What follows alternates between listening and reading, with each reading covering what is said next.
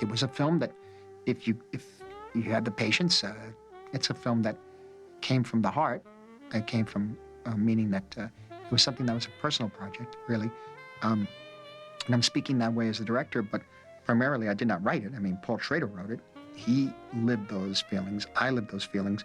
He was able to express them a certain way, and I just became enamored of it and fought to get it on the screen the way he wrote it, the way we envisioned it, in a way. Paul, myself, De Niro, everybody involved with the project.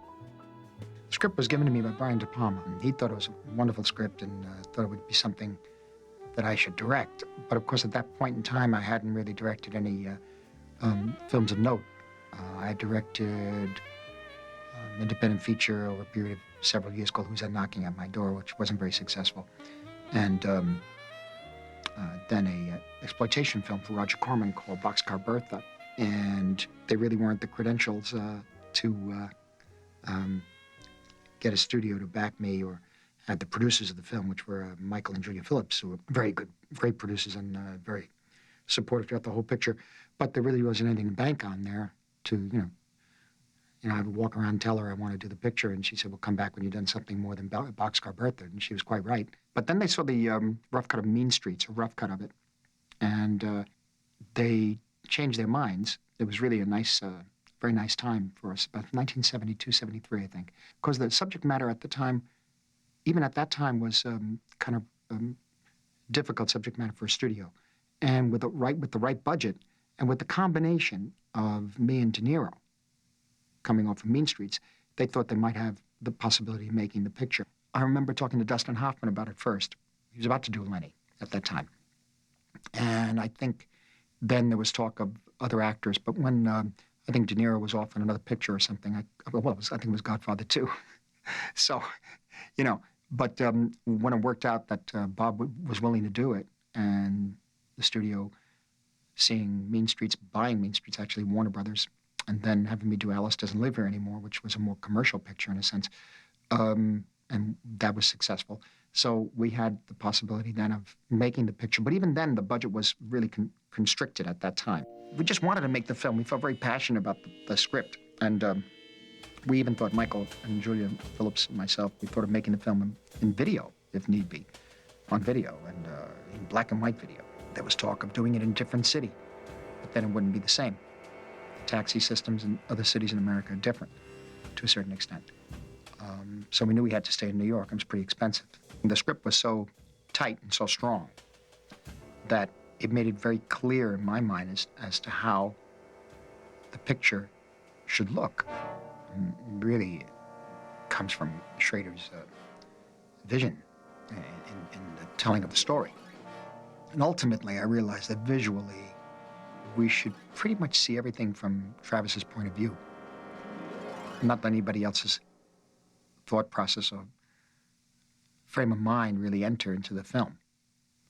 And this would isolate him more and put you more on his side, so to speak.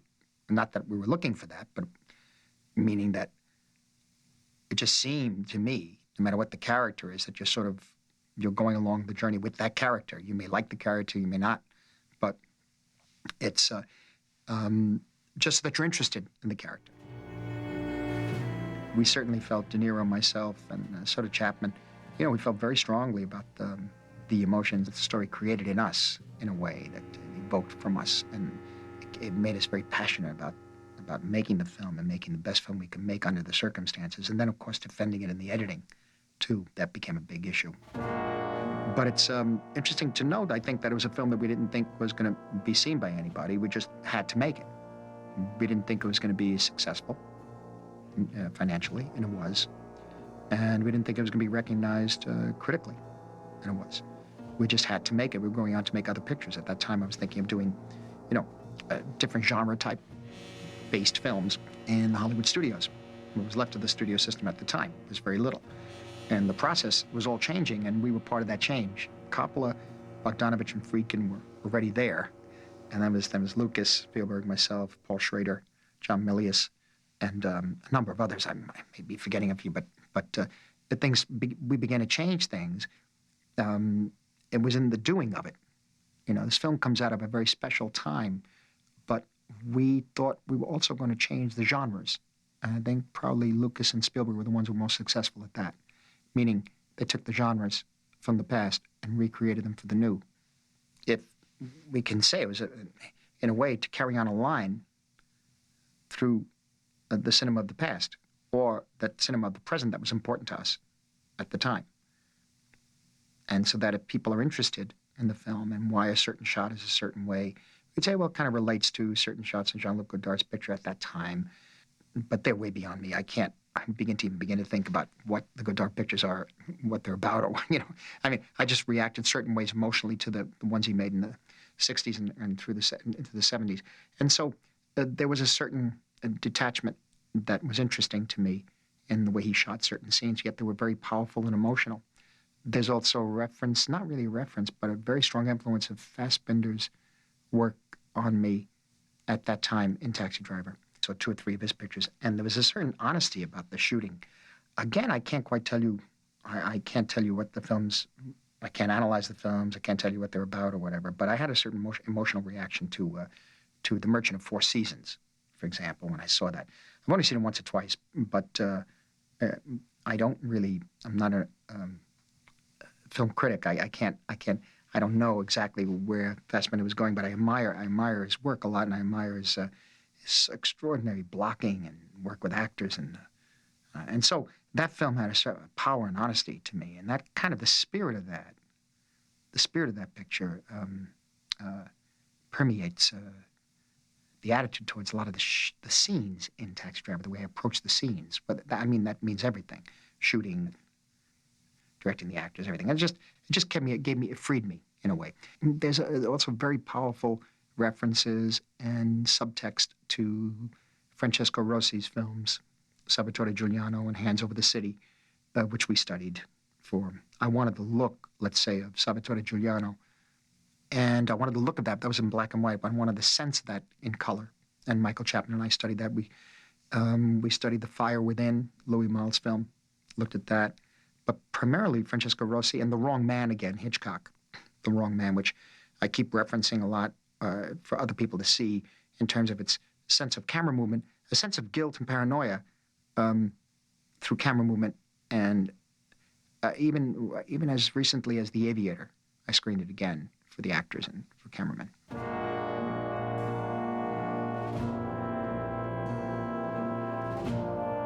There were a lot of films. I can go back. A Bigger Splash, a film made about David Hockney in California by Jack Hazan, his name was.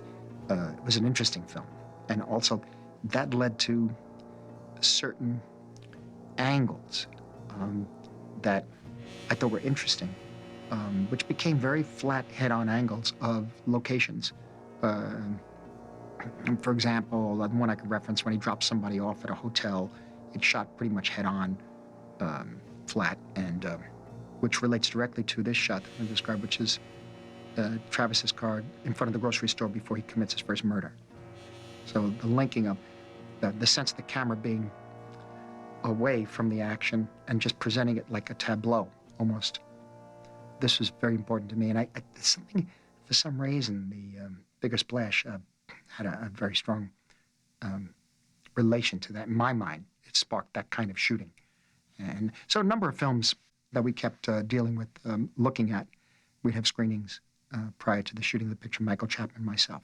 What made this film special was that I really, the precision with which Schrader was able to create the character, the feelings, the thoughts, the psychological insight, this character, Travis Bickle.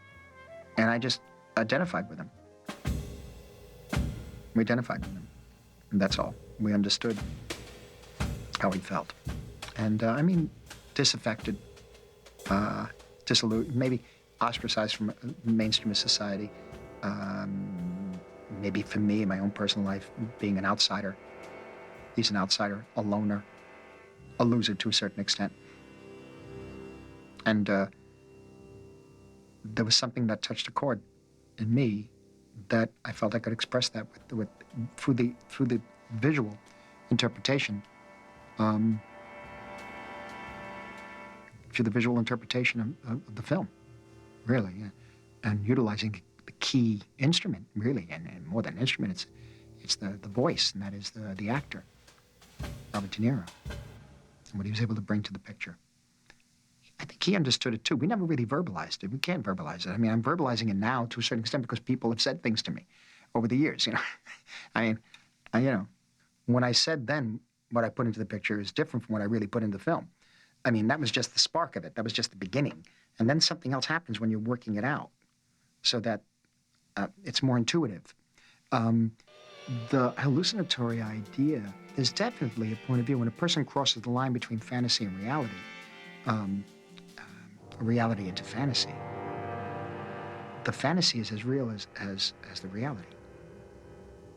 It's real. The dreams are real. The paranoia is real. The people may not be doing anything against you, but you believe they are. And so that's probably what I was getting at in talking about hallucinatory world. Drug-induced, he drinks a bit. He takes some pills to keep awake. He's young enough, in a sense, the body's strong. His body is strong.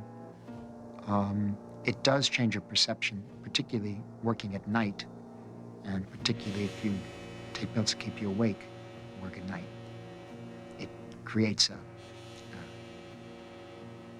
kind of strange subterranean, opens a subterranean, I mean, that I experienced, opens a strange world to you that images, shadows lurking. But I'm also an urban person. I see things that way. But if you keep pushing at night and work at night without drugs, that does something to a person who works at night, especially driving in the streets and not knowing who's going to get into your car. Because when that person gets in your car, that person controls your life for the next 10 minutes, 15 minutes, 20 minutes, tells you where to go. And it's very dangerous, and he's living on the edge, you know. So naturally, things begin to take on a different meaning to him, especially at 4:30 in the morning.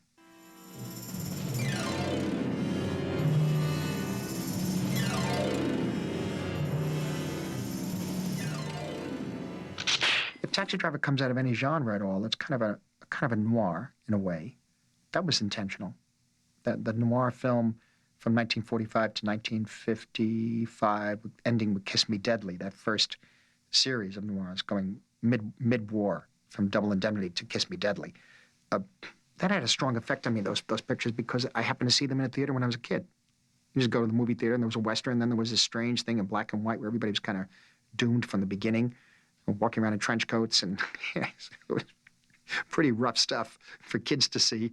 And so there was a direct line there, too, to noir film, but also to the European cinema. There's no doubt. French, Italian, British, to a certain extent.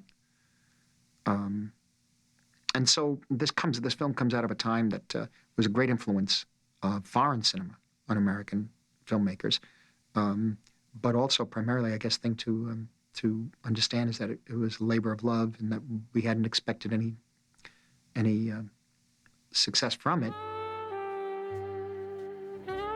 I think personal filmmaking always considers the audience, because you are the audience. You really are. Who are you telling the story to? You're going to be telling your story to somebody who want to listen, we hope, who want to watch, who want to experience, I should say. So personal filmmaking, and the best kind, I think, opens a line of communication with people in the audience that you don't expect from, in the case of Taxi Driver, it was from people in America to people in Mongolia. I was in China in 1984, and a young man was asking me questions. He came from Mongolia. He was asking me questions repeatedly about Taxi Driver, ultimately ending in a question, what do you do about the loneliness? And so, I mean, this is a picture that I hadn't expected for people to identify with, but it touched a nerve, and that's what Schrader wrote in terms of the character, Travis Bickle, and the way De Niro acted it. I think there's a certain truth about, there's a certain truth that Schrader hit upon in depicting the character of Travis. I still can't really verbalize it. I mean, the only way I can express it is this extraordinary reaction I had when I first read Notes from Underground, Fyodor Dostoevsky. And that, I felt, was something that I felt, I had many of those feelings. That's me. You know, a lot of people do that. I was talking to the novelist Russell Banks. He said, "Me too. That's everybody feels that way when they read it." So I don't know if everybody does, but it hit me, and I think Taxi Driver, when I read the script, hit me in a similar way, struck me in a similar way. That and I use the words "hit," "strike" because it's a violent feeling, and it's an angry feeling. There's no doubt, but it depends on how one deals with it. And Travis just does it the wrong way. There's no doubt about it. But again, disaffected, ostracized, outsider, inability to have a relationship with people. I mean, a lot of this is just something that, from my own life that I found in Travis. Well, the thing about it is that, of course, we found it very special, but we didn't say everybody feels this way. We thought we did. We thought we were like unique in this. And we just felt, Jesus, we really feel bad, and we're really upset, and this is how we feel about life and things, and it was really maybe part of it was a coming of age process for all of us, Schrader, myself, De Niro, and maybe part of that. Maybe that's a similar thing for younger people watching the film who are affected by it. Maybe it's part of a coming of age process. The thing is not to get stuck there. One can have those feelings and not cross the line. It's just being honest with yourself and truthful, that's all.